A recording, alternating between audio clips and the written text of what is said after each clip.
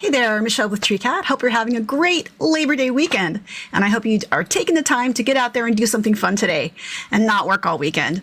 I'm definitely going to try to make that a priority. But I'm here today for a little bit of Treecat chat because I want to talk about I've had some time to reflect on some takeaways from eBay Open. I know it's been a few weeks since eBay Open, but I was trying to think, there was just a couple of things that were just bugging me that I was like, I think maybe I need to make some changes as a result. And I think the two things that kind of stuck in my head, I know this is weird because these are just little tiny details that most people would be just like, who cares? But for me, it's sort of, I'm seeing a bigger picture.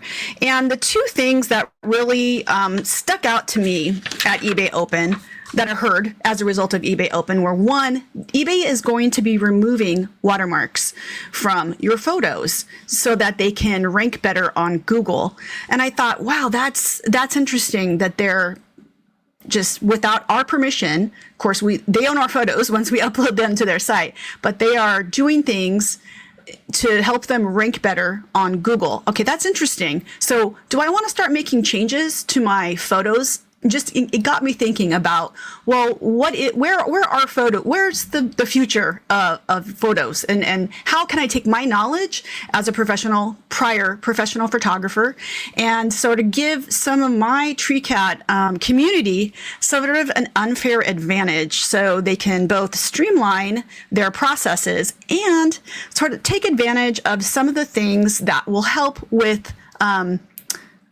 what I guess CTR, click-through rate. And that's one of the things that I think the reason that eBay wants to do these things is because I think that they track a bunch of analytics. This is my guess. A lot of big companies do, and they make decisions based on numbers, analytics, metrics. And my guess is they're looking at their analytics and they're looking at Google Analytics to see what kind of pictures have the best click-through rate. Okay, so I'm guessing, and also because, Google and also Cassini, they prioritize certain things with regards to pictures, but we'll get into that.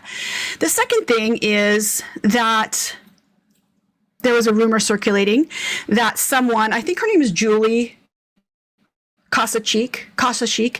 She's a really great content provider or content creator. I follow her on Instagram, and she said that eBay told her that if she's doing calculated shipping on eBay, those listings are not really, well, she said that they're not getting indexed on Google. I don't believe that.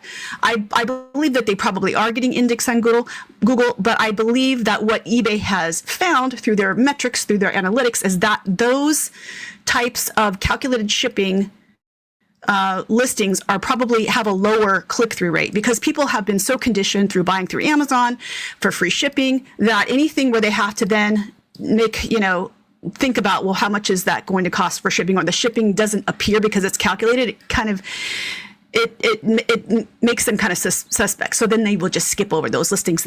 That's my guess. That's my guess, because I really do think that, I don't think that eBay is out there to make us do more stuff, make all these changes. I think the reason that they're suggesting these things to us is because of, and this has been a big trend, right, in recent years, or especially in the last year, I keep hearing the word frictionless.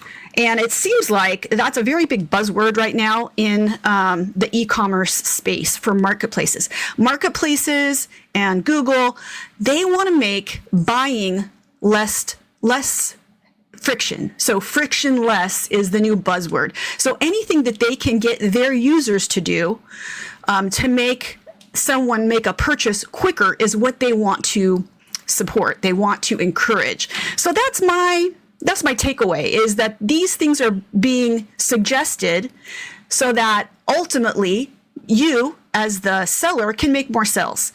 So I wanted to talk about, because I've been thinking about, like, what can I do? Because you have to, as a seller, you have to balance your instinct, your need to make your processes more streamlined, to continue to make your processes more streamlined, to continue to make your workflow more efficient. We just have to do that. Every year that I've been doing this, I've been selling online here since 2002, but like as a hobby more, and really getting into it as more of a business since 2017. And every single year, I need to make changes to keep up with what is happening in the marketplace. So I want to stay ahead of, and maybe give myself an unfair advantage, and maybe I can help you have an unfair advantage with regards to thinking about making a less friction or a frictionless environment for buyers. So when it comes to talking about photos, one of the things that I'm doing is, so you guys all know about aspect ratios, right? Aspect ratios for e-commerce is a perfect square. And so if you look on this picture that I've got on the screen here, you can see the different aspect ratios. So like YouTube longs are like 16:9, right? It's like a rectangle. Anytime you're on like TikTok or Instagram Reels, it's like, it inverts it and it's 9:16. 4:3 would be like an Instagram post. And 1:1, that's what we use in e-commerce. Our photos get, if we don't already crop them, they get cropped to 1:1. Now, the lowest resolution for that eBay will allow is 500px. But I am fortunate enough to have even just like I take all my photos with my phone, and I'm fortunate enough even just to have like kind of a low end. I have like a Pixel, this is a Pixel 7a Android phone. And so even when I crop in, I'm starting to do crop, like take my photos. I don't know if you can see this, but I'm taking photos in a square. Okay, my photos are now being taken pre-cropped because I'm just using a free app called Open Camera that I downloaded like, I don't know, 5-6 years ago, 7 years ago. I downloaded it from the Google Play Store. It's a free app. And what I like about it is it's allowing me to just take my photos in a square. And I really like that because otherwise, I've started to do some batch photography, just get all my photos done in one day because we have some new exciting software that's coming out that will enable listing with photos, just the photo. And so I think batch photography is going to really streamline that process. And so if I can take out the step of cropping, I'm going to use this Open Camera app to do that and just take all my photos in a square. Just take all my photos in a square, 1:1 aspect ratio. The other thing that's cool is you can set the white balance. So I'm using a photo box, like a light box, and it uses LED lights. And so I looked up, well, what's the best white balance? Because it's really important to get your white balance correct so that your colors are correct. And it said to use daylight. So I set it for daylight white balance. I set it for 1:1 square. I'm using an auto ISO, which is, and then it's like, it's ISO. I don't even know how to describe ISO. It's just like how much light you're anticipating, but I'm letting the camera choose the ISO. Okay. So I'm letting the camera choose the ISO setting. I'm setting the white balance to daylight. And I'm shooting it in a square. And then the other thing, because I find that I often don't have my photos leveled correctly. It gives you an auto leveler and you can set it so that there's a grid line. And so I think that's going to be really helpful. And also the other thing that you can do is they have exposure compensation. And so if you're like a photography nerd like me, it's really great to be able to do all this stuff on a camera app because my regular camera app that comes with my Android, it does not allow me to shoot in 1:1 square, and it doesn't allow me to have all those different settings. So for me, this is going to be really helpful. And you can do presets, so I can like say that's my e-commerce preset, and then when I'm doing other stuff, like maybe I'm filming, I can just use my other camera app, or I can do another preset. So, and this is a free app. So. And then, so what I do is I have set up OneDrive, right? So I set up a way to transfer my photos onto my desktop. So the photos that I take that get put onto my phone, I then I just basically upload them to my C drive, and it puts it into a zip drive, and then I just extract those. And then I'm able to, if I need to, I can put them into like a program like Photo Room. And Photo Room, I've been playing around with Photo Room. Now, in Treecat, we're trying to work through some stuff that we're doing with photo editing, but hopefully, it's an ambitious project. I don't know whether or not we'll be successful with it. We're trying to automate a lot of this stuff. But in the meantime, I am using Photo Room to batch how I do things, and I can resize. Like, it's already batch, taken out the white background. I just resize it to a square, and then it just does it like instantaneously. That is really cool. So then I have a bunch of photos that I can then upload and start my listings. So, yeah, I think it's worth, if I don't know what kind of, if maybe you have an Apple or a Samsung, I don't know what kind of phone you guys are using. You could even use a DSLR, right? But you just have to make sure that it has enough resolution. I think that I checked to see what the resolution was as a square crop, and it says it's 12 megapixels. So when I take my pictures with my Android, Google Pixel 7a using Open Camera, it crops it, take the pictures right into the square. It's still giving me 12 megapixels, which is pretty great. Now, my DSLR, of course, gives me 3 times that amount. So if I was to maybe shift to selling on Amazon one day, because Amazon, I think, whereas eBay requires 500px, I think Amazon in their 1x1 requires like 2000. So the resolution might need to be higher, and I might need to switch back to my DSLR. But we'll cross that bridge when we get to it. I'm not ready to get back onto Amazon just now. I'm still focusing on eBay, Poshmark, Mercari, and I'm now on Whatnot. It's really exciting. I had my first Whatnot show the other day, and I didn't know what I was doing, and I just went on there just like without any preparation. It was really bad, but I got 4 sales. I was on for like a half an hour, and for the first part, I didn't even know like how to launch the listing. I had one listing, I had one SKU. I just kept launching it over and over and over again in an auction, and I was like shocked that anyone even showed up. But I'm kind of like excited about it, and I'm kind of getting onto the Whatnot bandwagon, and I'm kind of starting to understand all the excitement, like why people are so excited about Whatnot. It's pretty cool.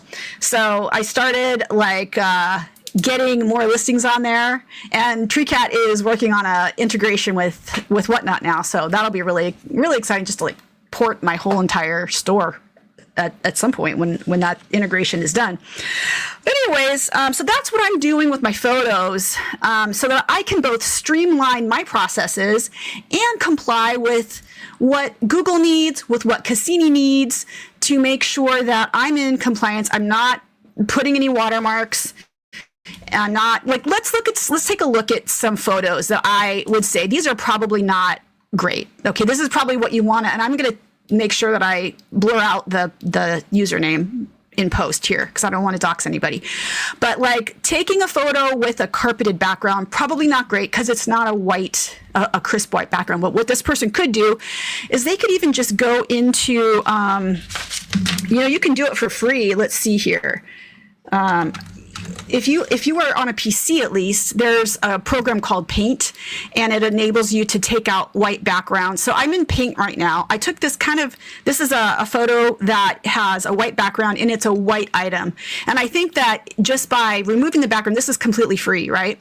I just click Remove Background up in the left-hand corner. There's a Remove Background button, and boom, look how much better that looks. And all I did was go into Paint, click Remove Background. So there's a lot of free ways in which you can do this. You don't have to use a photo room. You don't have to use eBay's white background. You don't even have to use the upcoming Treecat feature that removes the white background. You could just do it on your own if you wanted. But there's a lot of ways to do it. But I do recommend that you take out the white background, because that's what eBay has been telling us, what Google has been telling us ranks better and has a better click-through rate, essentially making buying less frictional frictionless, which is the big buzzword of 2025, 2026, right? So before we get into shipping, let's talk about some more pictures that you kind of want to like maybe try to avoid. If you're going to do a background like this, where it's like a wooden background, again, I would just go into Paint and take out the background, and it'll probably look amazing. And here is an example of one of the things that eBay said they're removing, which is props. They said they're removing watermarks. They're removing text. They're removing borders. And my guess is they're probably also removing props. So whereas in the past, especially on Poshmark, it used to be really cool to like have, your props. Let's see if I can find another one. I don't know, but a lot of people would do like plants. They do like the furry background. And I think rather than doing that in today's frictionless, forward e-commerce era that we're in, it's probably best to not have any props and just have a clear, plain white background. So that's, I just wanted to point out that,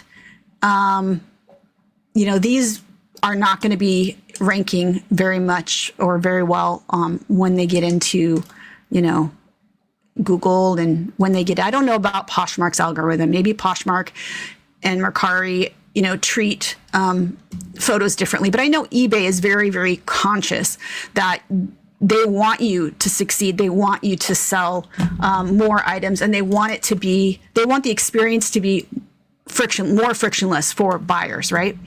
So anyways, my second thing that I wanted to talk about, changes that I'm making, just to kind of make sure that I am going to be providing that frictionless buying experience while at the same time, I don't know. Actually, I don't know that this is streamlining my workflow, but it's an attempt to make more sales, because it's going to help me hopefully have better click-through rates.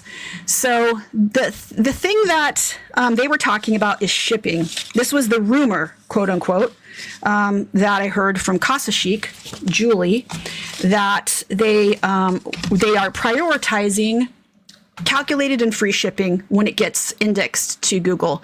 And that makes sense. Like I said, people are conditioned, buyers are conditioned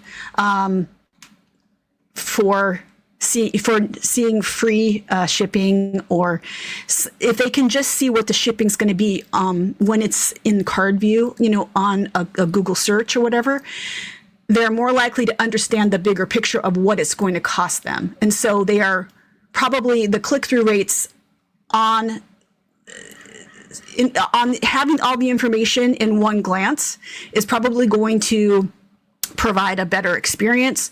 And I'm sure that they've done the analytics on it. And I'm sure that the reason they're recommending this is because they see better click-through rates with these types of shipping things. Shipping, when sellers provide this type of shipping. So what does that mean for you? What does that mean for me? I think I actually asked ChatGPT. I put in a prompt. Okay. So I said, what should I charge?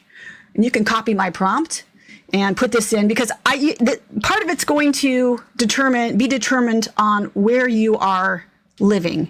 So I am living currently on the West Coast. So I'm at a disadvantage. I'm at an automatic disadvantage when it comes to shipping. That's why I would never offer free shipping. A lot of people who live in the Midwest, Texas, St. Louis, Ohio, or maybe, let's see, I don't know, whatever, countries or whatever states are in the middle there that only have to ship 2 zones either way, right? They've got it made, because they're not shipping from, zone 1 to zone 9 or whatever, zone 1 to zone 6.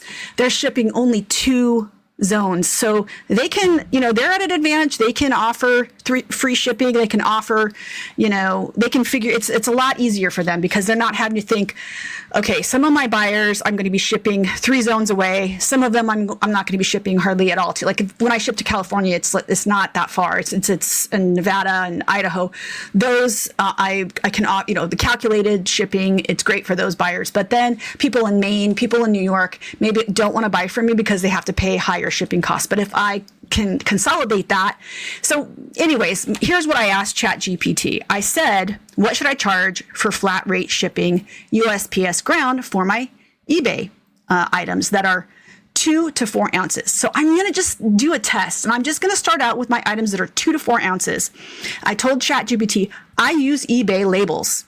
I ship in a poly mailer with a liner, maybe some bubble wrap. I only ship within the USA. So I don't do international shipping. I actually don't do APO or like Puerto Rico or anything like that, just because the things that I sell, it's a long, complicated story, but just in the category that I sell in,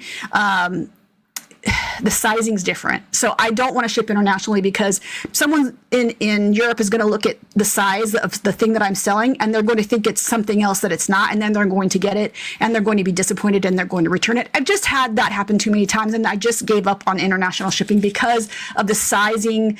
And I've also just had, just because like of the whole trying to do this calculated shipping, I've decided not to ship to like Puerto Rico or APO or, Guam and places like that. I just, I think just to cut down on like returns, because I am offering free returns.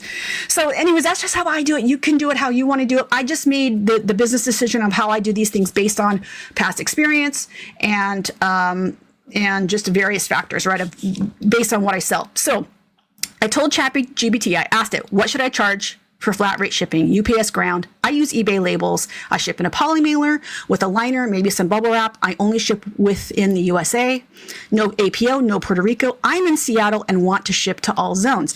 So it got back to me and it said the bottom line is you can set your flat, because I want to not lose a lot of money. Like I'm ultimately probably going to be having to pay a little bit when I ship to the, like, subsidizing, like kind of on Poshmark, how the seller subsidizes a little bit because they have a flat rate. So I'm probably going to have to subsidize, so I want to mitigate how much I subsidize. So ChatGPT told me, like, bottom line is set your flat rate for the 2 to 4 ounces at $4.50. And then for items under, this is for any items under 4 ounces, that hits the sweet spot between covering costs and not scaring off buyers. Because I don't want to scare off my West Coast buyers, but I want to attract more East Coast and Midwest buyers, right? So I'm going to set that to $4.50. And I'm going to see if this works. And if this works well, and I start seeing more sales, then I'm going to look at my my items that are 5 to 8 ounces. And I posed the same question to ChatGPT, the same prompt, and it came back and told me that I should charge $5.25 as my flat rate shipping for that. But then, I also asked it. I said, "Hey, ChatGPT, generally in the past, USPS charges a little bit more during October through January during peak season." I think that ChatGPT told me that was about a 30 to 40 cent upcharge. So then I was like, well, maybe I should actually, up my flat rate to like $4.60 or $4.65 or something like that, just to try to mitigate what I have to subsidize for this experiment. Anyways, so the first thing that I did was I went into Treecat and I looked at some of my categories that are going to be in that 2 to 4 ounce weight class. And I realized that it's going to be a lot of my Spanx. It's going to be a lot of my, I don't even know, like the bras that are smaller sizes. Like this one's a 10 to 12. There's no underwire. There's no padding. So that'll ship. So I'm kind of just taking a look to see what do I have. I have a lot of sports bras. I have a lot of bras that are in the 38, 36, anything with unlined, no wire. A lot of my swim items will ship very cheaply, and then a lot of my Victoria's Secret items will ship. So I'm going to keep those in mind when I go into eBay, because what I'm going to do in eBay is I'm going to make a new shipping policy, and I actually started creating one here. And you may follow me, and you may know that I have a tutorial that I recently did on creating eBay shipping policies. But here what I did was I created one for 2 to 4 ounces. It's flat rate. It's going to be $4.50. Now, I may reconsider that in like November, December, and create another profile that's like 465. We'll see. But this is going to be USPS ground. It's going to be 1-day handling. And so I just put that into description. Maybe I should make this a little bit bigger. Oops. So you guys can see what I'm doing here. Oops. Okay, so I'm creating the new, as you know, to create the new shipping policy, you just go to, you can just put in like ebay.com/BP, and that's business policies /ship/create, and then get you, or you could just type in ebay.com/BP and then select I want to create a new shipping policy. Anyways, this is going to be my standard shipping for small and medium items. It's flat rate, so it's going to cost the same to all buyers no matter what zone they live in. I'm not using a rate table. I'm not doing international, and for reasons that I've already explained. I'm not going to go into all the reasons why I'm not doing international. I'm just not. It doesn't work for my business model. It doesn't work for my category that I sell in. Okay? You do you based on what your needs are. And so I do a 1-day handling, and then I excluded pretty much everything except for PO boxes, North America. And yeah, I'm not even sending to Alaska and Hawaii or U.S. Protector, because I might change the Alaska and Hawaii thing. I don't know. Anyways, so I'm saving that. Oh, it's telling me that I already did it. Anyways, that's what I'm doing for creating a new shipping policy, and then I'll just go in eBay and change the shipping policies on the ones that I think I want to change it on. And it's just an experiment. It's an A/B test, and I will report back as to what I'm seeing in terms of sales velocity with regards to the items that have this new shipping policy. But I thought it was worth doing a test to see whether or not, it might take 30 days for these items to even rank on Google, to then see whether or not there's a more of a sales velocity as a result of those getting ranked on Google with a better, not a calculated shipping, with a flat rate shipping. So that'll put us right to the start of that's about Q4 is about a month away. It starts in October, right?